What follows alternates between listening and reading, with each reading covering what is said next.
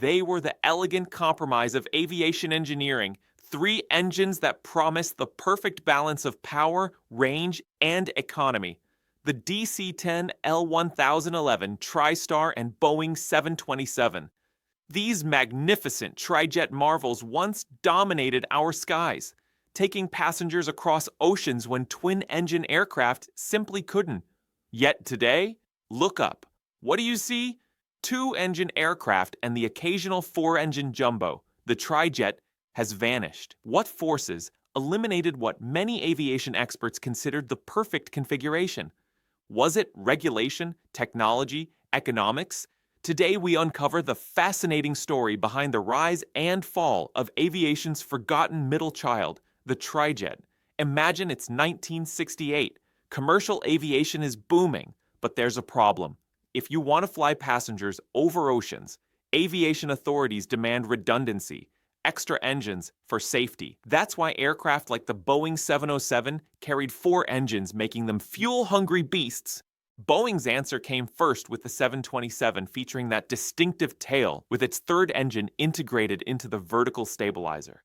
This unique configuration, it allowed operations from high-altitude airports and shorter runways that larger jets couldn't handle. The 727, it wasn't just successful, it was revolutionary. Airlines worldwide embraced it, and Boeing, they sold 1,832 of them, a staggering number for the era. But the real trijet revolution that was just beginning.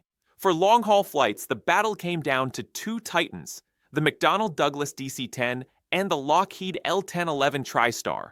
Both launched in the early 1970s, promising to deliver passengers across oceans with the perfect balance of safety, range, and efficiency. Have you ever wondered why these aircraft appeared simultaneously? It wasn't pure coincidence. American Airlines played a key role in shaping the demand for these aircraft. The airlines sought a smaller, more cost-efficient alternative to the larger Boeing 747, capable of efficiently covering long distances with a significant passenger capacity. In response, both McDonnell Douglas and Lockheed developed their trite engine designs, the DC-10 and L-1011, to meet the needs of American Airlines and other carriers, ultimately reshaping aviation history. The trijet's initial success wasn't just clever engineering, it was regulatory genius. The FAA enforced what pilots called the 60-minute rule, limiting twin-engine aircraft to routes never more than 60 minutes from an emergency landing field. Cross an ocean, not with just two engines. This created the perfect niche for trijets, more economical than four-engine aircraft, yet unrestricted by the limitations that hamstrung twin-engine design. With a third engine, carriers could fly directly across the Atlantic, Pacific, or polar routes, operating lucrative markets while burning less fuel than quad jets. The L-1011 was often described as the Rolls-Royce of the skies, featuring advanced avionics, remarkable flying characteristics, and the industry's first auto-land system certified for Category IIIC approaches, meaning it could land in zero visibility.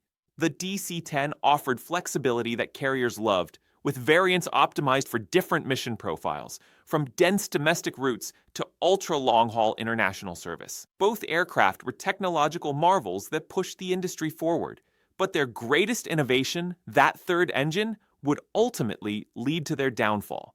If there's one acronym that sealed the fate of the trijet, it's this: ETOPS, Extended Range Twin Engine Operational Performance Standards. It represents perhaps the most significant regulatory change in commercial aviation history. The pivotal question: what if twin-engine aircraft became so reliable that they no longer needed to stay within an hour of diversion airports? By the early 1980s, engine reliability had improved dramatically. Airtime between failures had increased exponentially, and aviation authorities, they reconsidered their stance. In 1985, the FAA granted the first ETOPS 120 approval, allowing properly equipped twins to fly routes up to 120 minutes from the nearest suitable airport.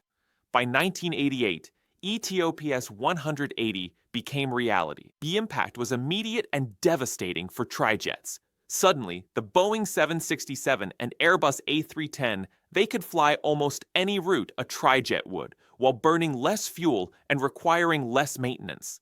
The third engine, once a regulatory necessity, had become an expensive redundancy. It's not that 3 engines are bad, as one veteran pilot put it. It's that 2 engines got so much better. Consider this fact. A single, modern GE 9X engine. It produces more thrust, 134,300 pound force, than all 3 engines on a DC-1030 combined. Approximately 125,100 pound force. That's not incremental improvement. It's a revolution. As ETOPS ratings extended further, eventually reaching 370 minutes, twin-engine aircraft could fly anywhere on the planet, rendering the trijet concept obsolete. The third engine, well, it seemed elegant on paper, but in practice, it created complex engineering challenges. Let's start with the obvious.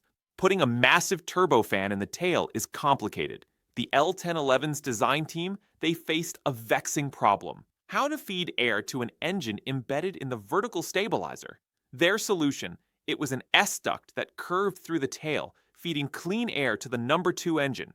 This engineering marvel, it came with costs, added weight, complexity, and maintenance challenges. Every pound of additional structure meant less payload capacity and higher fuel burn. The DC-10 mounted its tail higher on the fuselage with a straight inlet. While simpler, this created its own issues, including potential pitch instability.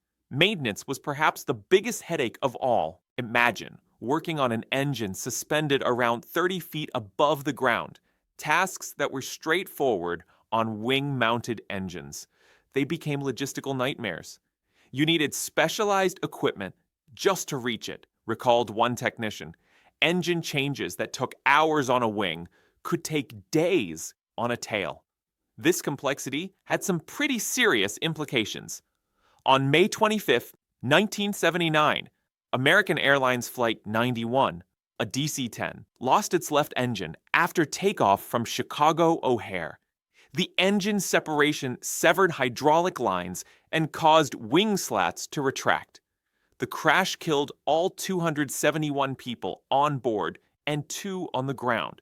At the time, the deadliest accident in U.S. aviation history.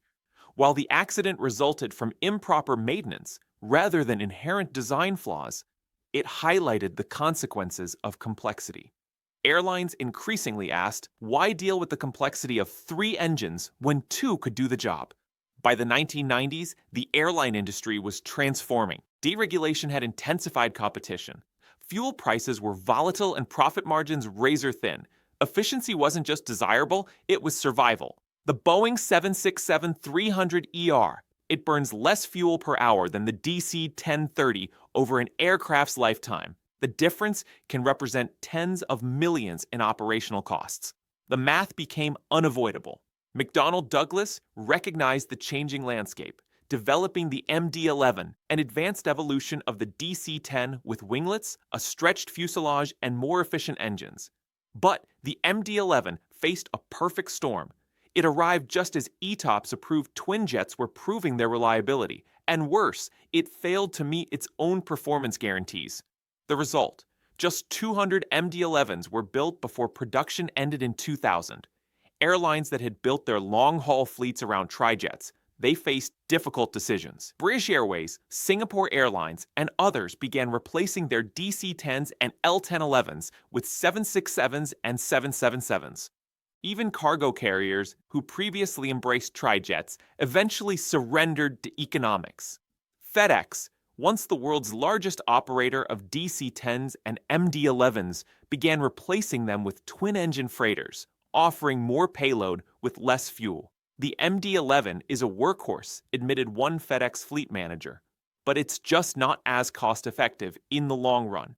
There's a fascinating psychological dimension to the Trijet story that's often overlooked. For decades, passengers associated engine count with safety.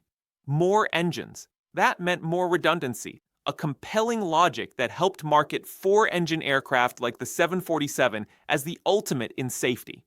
When Trijets emerged, they benefited from this perception. 3 engines seemed safer than 2, and the aviation industry, they did little to discourage this belief. But was it actually true? The data, it tells us a different story. Modern twin engines, they've actually achieved remarkable reliability. The probability of a dual-engine failure on a twin jet, it's actually lower than losing two engines on a trijet. A Boeing 777, it could operate for over 100,000 hours without an in-flight shutdown. The odds of both engines failing simultaneously, they're astronomically low. I still hear it from passengers, said one captain who transitioned from the L-1011s to 777s. They look at these two huge engines and ask, what happens if they both fail? I tell them that's like worrying about being struck by lightning while winning the lottery. This psychological barrier took years to overcome, but as twin-engine aircraft began routinely flying 15-plus hour routes over remote regions, perceptions shifted. By the mid-2000s, the psychological advancement had eroded. Passengers cared more about modern interiors, entertainment systems, and service over the engine count. Today, passenger-carrying trijets have all but disappeared. The last passenger MD-11 flight operated by KLM touched down in 2014, marking the end of an era. A handful still fly cargo routes. Others serve specialized routes, aerial firefighting, or as flying test beds. Most have found their final resting places in aircraft boneyards across the desert Southwest. Walk through the Mojave Air and Spaceport, or visit the Puma Air and Space Museum, and you'll find rows of DC-10s and L-1011s. Their pate fading under the relentless desert sun. The pilots who flew them speak with reverence. The L-1011 was the most forgiving, smoothest handling wide-body I ever flew, recalled one retired captain. Modern aircraft are more efficient, but they don't have the same soul. The trijet era lasted barely 4 decades. A brief chapter in aviation history, but one that left an indelible mark. Perhaps the most important legacy is what it taught the industry. The balance between redundancy and efficiency isn't static. As technology advances, that balance shifts. What made perfect sense in one era becomes obsolete in the next. So why did trijets disappear? It wasn't any single factor, but rather the confluence of regulatory changes, technological advances, economic pressures, and evolving passenger perceptions. The trijet solved a specific problem at a specific moment in aviation history. How to fly long distances efficiently when regulations restricted twin-engine operations. When that problem disappeared with ETOPS, so did the rationale for 3 engines. Could trijets make a comeback? It's unlikely. 2 massive, ultra-reliable engines. They're simply more efficient than 3 smaller ones. The physics and economics remain unyielding. Yet, there's something undeniably special about these aircraft. Their distinctive silhouettes, with that third engine nestled in the tail, represent a unique period when aviation engineers refused to accept limitations and found an elegant compromise that opened new possibilities. The next time you board a twin-engine 787 or A350 for a 15-hour flight across an ocean, remember this. That journey, it was made possible in part by the trijets that came before, aircraft that pushed boundaries, challenged assumptions, and helped create the connected world we take for granted today. They may be gone from our skies, but their legacy flies on with every long-haul flight that crosses the globe. Did you ever fly on a trijet? Share your experiences in the comments below. And if you're fascinated by aviation's evolutionary dead ends and forgotten marvels, hit subscribe and the notification bell for our next deep dive into aviation history. Until then, keep looking up.